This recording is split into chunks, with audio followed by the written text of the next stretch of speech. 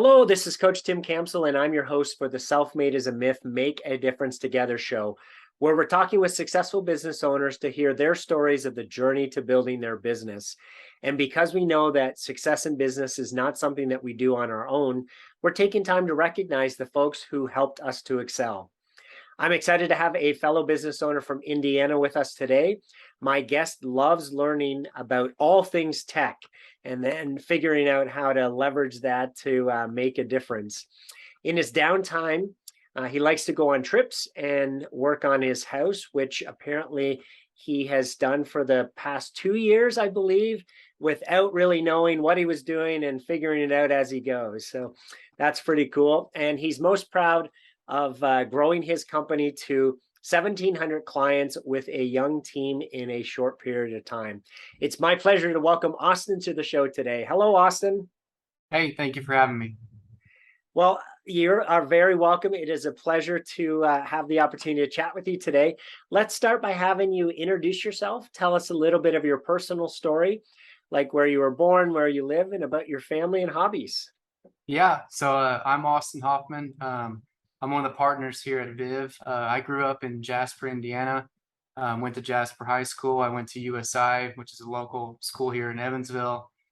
Pretty much studied everything from marketing there, and then from there, after college, went and started my own thing in the marketing world.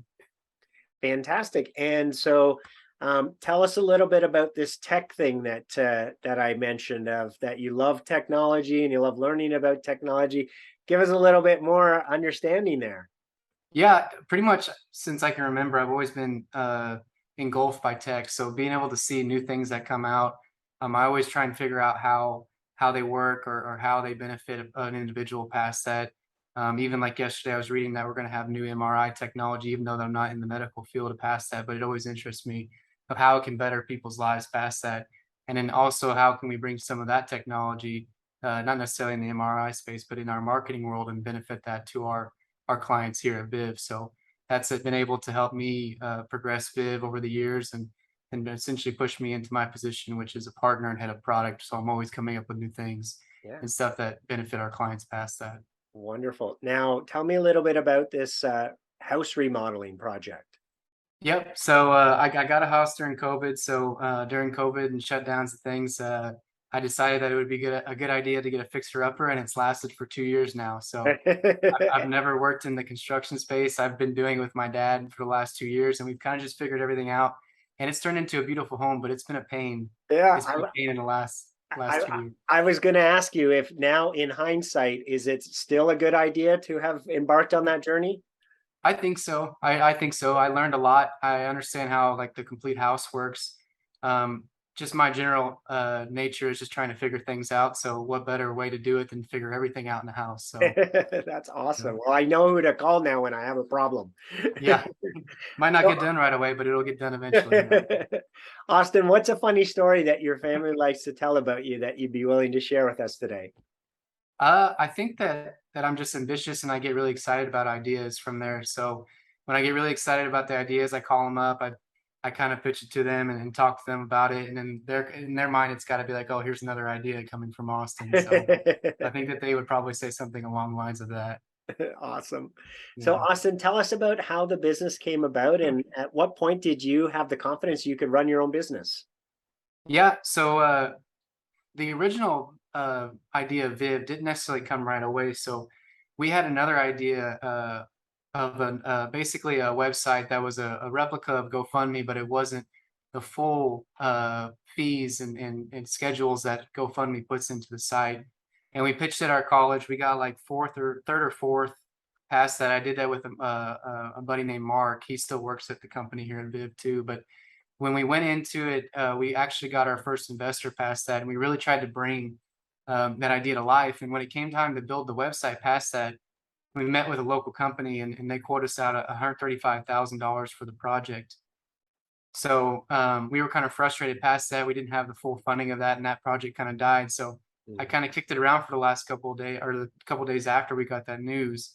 And I was sitting there thinking there's no way that a company can spend 5, 10, 15, 25, even $135,000 for just a site in order to get a site up and running, or even existing business can can pay some money like that to get something rolling. So we pretty much got a couple guys together, and we figured out that, hey, we can build this for a lot less. We can do it a lot better. And from there, we signed our first client all the way back in 2015. We pretty much from there, we're a website design company. So from 2015 to 2016, kept signing clients, kept adding on businesses past that. Then we realized that, okay, businesses need social media marketing, they need listings management, they need paid advertising. So we turned into a full force marketing agency past that. And then pretty much from there, we started adding partners in, and long story short, now we have 1,700 companies that we manage every single month in any form of marketing. That's fantastic. So, just give us a little bit more detail about your company, and more specifically, how do you help businesses? Yeah, so primarily our focus is on website design. So how can we optimize the site completely to turn just a normal visitor into an actual conversion past that? So a lot of people will sit there and they'll just throw up sites and it'll be a static site. They won't make any improvements to it. They won't look at the analytics. Versus we have an entire team here that basically takes care of that. So we'll build a beautiful site. We'll make it into a lead converting machine, and then you have a relationship manager past that that works with you every single month to grow the actual traffic and convert people on the website to paying customers through funnels. If you're a roofer, to getting a quote for a roof, or if you're a restaurant, we'll basically help you push online orders. Any way that we can think of to push more people your way, that's pretty much what we cover. And then it bleeds into the other things, like we have social media teams, we have paid advertising teams. Um, we have covered like CTV, which is the connected TV, so running commercials on streaming devices like Hulu, Paramount, everything past that. So really what we do is we just talk to businesses, and we say, okay, what are your existing efforts in marketing? And then past that, how can we help? And how can we bring them all together under one roof? That's the biggest thing too, because traditionally you have to hire 5, 10, 15 different companies to do that stuff. Yeah, fantastic. So now that you've figured out how to build a website for a lot less, did you ever go back to your old idea?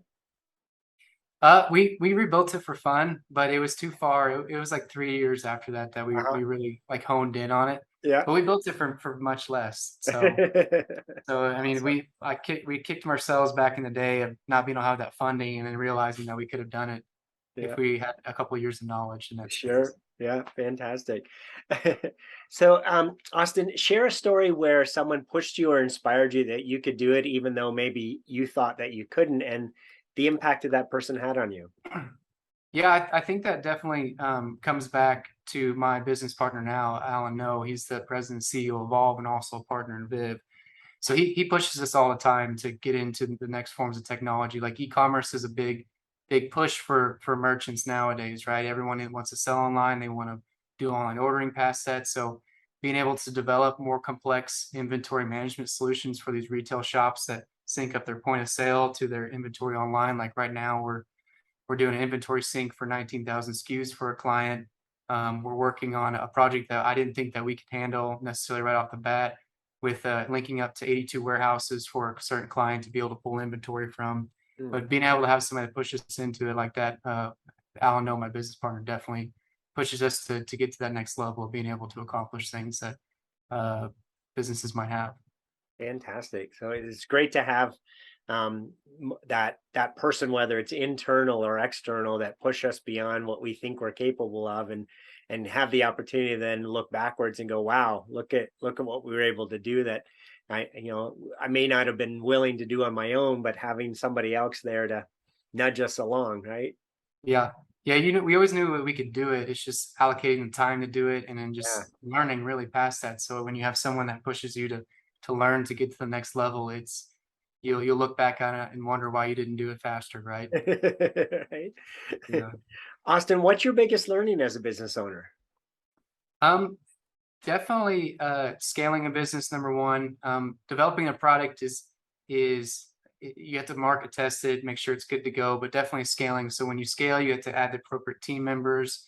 Mhm. So hiring, you that's a threshold you have to get over. Accounting was the threshold that we had to get over, right?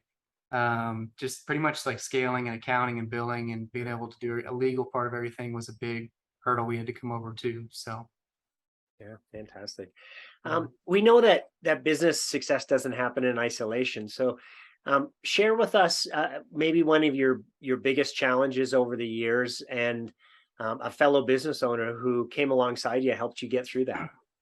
Yeah, yeah. There's two stories I guess I could say a part of that. I had a mentor back in the day. His name was Rob, and Rob really helped me overcome the general questions of how a business is run and the fundamentals of a business, how it should run too. And fast forward to now, where I have my partner Alan, he'll be able to help me progress in things too. As far as like whenever we first came on with him, he had the knowledge of how accounting should be run, how billing should be run. So we could really focus on being able to develop products and really hone in on that component of it too. All the way up until like last May, we acquired our first company. So Oh, having someone, congrats. yeah, thank you. Having someone who's gone through 16 acquisitions and helping us pass that, then he can help us acquire in the future. And I got a lot of knowledge from that acquisition too. So he's helped out a lot as far as getting us to where we are today. Fantastic. Austin, if I asked you to pick three people in your business owner journey that you're most grateful for being there for you, to help with your business growth, who are those three people and how they help you? Yeah. Yeah, I could probably name off 15 to 20, but I'll try and lower it down. So definitely my parents for pushing me to go after an idea that I really sunk my teeth into and wanted to go after. My early mentors like Rob, being able to help me with that. My first original business partner, Logan, was a big push of it. And also Alan's a big push of it now. And our entire team too. Our entire team is incredibly willing to learn something new and go after it as long as it benefits the clients past that. Mm. So those are just the multiples of people that, like I said, the 15 plus people that I could probably say thank you Fantastic. to all the time. So, as we think about the future, let's say over the next 3 to 5 years, what are the biggest challenges that you see that you're going to face in getting to the company's goals, and who are the types of people you're going to need to help you overcome those challenges? Yep. So I think scaling is definitely something that we're going to have to continue to figure out too, right? We went from 700 companies last year to adding 1,000 companies this year. So being able to lean on our team to pick the right people, because people is the biggest thing when you're running a business, right? Sure. Being able to scale like our accounting efforts and being able to scale our sales teams past that to go after and sign the appropriate businesses, right? Because we want to actually help people pass that and not just sell them a product. So Sure. being able to train in our new people to do the right approach with the sales efforts is going to be something that's challenging. And then also breaking into the e-commerce world further and further, right? So building not only the inventory management solution for that, but figuring out how we can market for bigger and bigger companies, but also being able to offer those giant or bigger companies the same efforts to our smaller to medium sized businesses is something that we really want to lean on too, because we want to give everybody a fighting chance in today's industry against the big dogs like Amazon and eBay and different things like that. Yeah, fair. So you mentioned finding and having the people to be able to scale, which is a challenge everybody's been having right now with the way that the workforce is. So, Mhm. um, how have you tackled that so far? What successes have you found in finding the people that you need to be able to? It sounds like more than double your business in the last 12 months. Yeah. Yeah, we again we lean on our team a lot too. So like we have general interviews in the beginning to make sure they qualify for the position and stuff too. But then we meet as a team and we say, hey, we're thinking about bringing this person into this position. We meet with that department first and bring it to the team because we want to have a great culture, right? Yeah, We want to have a great culture, make sure that everything's going to work out whenever they're there, and also that they specialize in the things that we want to be able to provide for our clients in that specific department. So leaning on our team a lot to check out the person that might be joining our team and so kind of getting the okay at the end of the day has definitely helped us add the right people. yeah, that's fantastic. A lot of mistakes a lot of people make is that they hire based on skills and experience and Mhm. don't check the culture box. And then, when we bring in the wrong people and they don't gel with our existing culture, it can be a nightmare. So I like Yeah. what you're saying is the best practice for everyone listening is, make sure that folks are a strong cultural fit for your organization first, Mhm. because you can always teach skills, you can't teach a cultural fit. So you Yeah. want to vet people. So I love that you get your team involved so that they can help you with understanding that cultural fit. Great job. Yeah. Yeah. Thank you. I mean, the team is everything, right? So it's gonna who's who you're basically going to battle with when you're trying to learn new things and sign bigger accounts and do different things past that. So I mean, we lean on our team for everything. So Awesome. So Jim Rohn said that we become the average of the 5 people that we spend the most time with. So as you think about that statement, uh, what advice would you have for business owners who are trying to do it on their own and think that they have to do everything themselves? yeah, I would say that you can definitely approach it and do it yourself depending on the industry. But if you really want to focus and hone in on your craft past that, you want to be able to specialize in it and not generalize in everything. So being able to have things like a great accountant, right, or a great person to do billing, so you can focus on what services and products you're providing, or delegating tasks past that, so you can again focus on growing the business and your craft, right? So I would say a delegation is definitely something that you should consider whenever you're scaling and growing your business past that. Awesome. One of the things I hear a lot is, well, but I can't afford to hire somebody, or I don't want to take the risk. So what advice would you have for folks who have that challenge, or at least have that thinking process? Yeah, we're trending towards a gig economy. So there's plenty of people that will do 1099 work. So it fits into your pricing and your schedules past that, right? So if you know that you need to charge X and you can fit it in and 1099 it out to Y, then you should be able to make the margin in between that. So there's tons and tons of people online that are willing to work and do the things that you need them to do to grow your business too. So there's a plethora of places that you can check out to be able to delegate it and not have someone on Yeah. salary past that. That's great advice. I love that because the challenge that a lot of business owners will think through is, well, I don't have the money to pay someone else. But to your point, right? You don't if you can hire out to the gig economy, you only have to pay for the services that you need as opposed to Right. putting somebody on, full time. And then the other thing to think about for everyone listening is, you know, do the cost benefit analysis of, hey, how much is it to hire or outsource, right? And versus how much is your time worth if you were able to get those things off of your plate and go and get more business, right? Yeah. Using a fake number, right? If it's $25 an hour to hire, somebody on a part-time basis versus you can be out getting work that's $125 an hour, right? Way more beneficial for you to be getting that stuff off your plate and going and getting more business. Yeah. Yeah, I definitely agree. Even part-time work has worked out great for us too. I mean, we have some rock stars on our team that started out part-time in college, and Oh, now they've grown into their positions past that, and they learned a lot throughout college and realized that they want to work with us long term. So they really dug into it past that. So part-time work is a great way to get exposure to people that might end up being full-time for you. I love that. That's how my first hire was a part-time person. And I was worried, well, hey, who's going to want to work part-time? But Mhm. they did, and they worked out well, and we moved her into full-time, and we just promoted her. And Yeah, so, yeah, you don't talk yourself out of something. It doesn't hurt to ask, right? Be specific on what your company needs and ask for it. And people will apply to the role that you ask if they're interested in it. So yeah, don't handcuff yourself by assuming people are going to want only full-time hours. yeah, yeah, I totally agree. So, Austin, last question here. If there was something catastrophic that happened in the business, who's the first person that you'd call and what would you want from them? The first person I'd probably call would be Alan to let him to know things that are happening with it. Yeah. But we would quickly meet with our entire team and we'd figure it out together. So we all lean on each other for different aspects. I mean, just because someone's in our onboarding department doesn't mean that they need to be kept away from the social department. We want everyone working as a team towards the objective and visions that we have.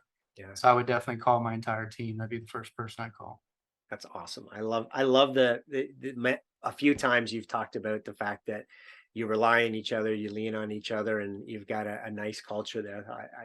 That's awesome that you guys can, share the load and you know lean on one another when you need to, and that you feel comfortable bringing them all in a fake example like the catastrophe, and be able to talk through it with them all. That's an Yeah. awesome place to be. Yeah, I wouldn't say we had a catastrophe recently, but whenever we had the first weeks of shutdowns, I mean, we signed like 70 to 100 new clients that needed to be online within 1 month. Oh, wow. We had Yeah. all of our clients calling to do online ordering stuff too. So that would be like a kind of catastrophe Yes. moment where we bring everybody in. We met every single day, and we really came out on top, not only for us, but our clients past that. I mean, even some of them, whenever we got together during that moment, we saved a couple different businesses from shutting down by launching online stores past that. So it Oh, was a real team effort, and that would probably be my actual catastrophe moment. But it wasn't like a huge catastrophe. It was just a lot of sure. work at once. Yeah. But what a cool feeling to know the impact that you've had on so many businesses, being able to keep them in business. That's pretty Yeah, cool. yeah. It's a great feeling. Yeah.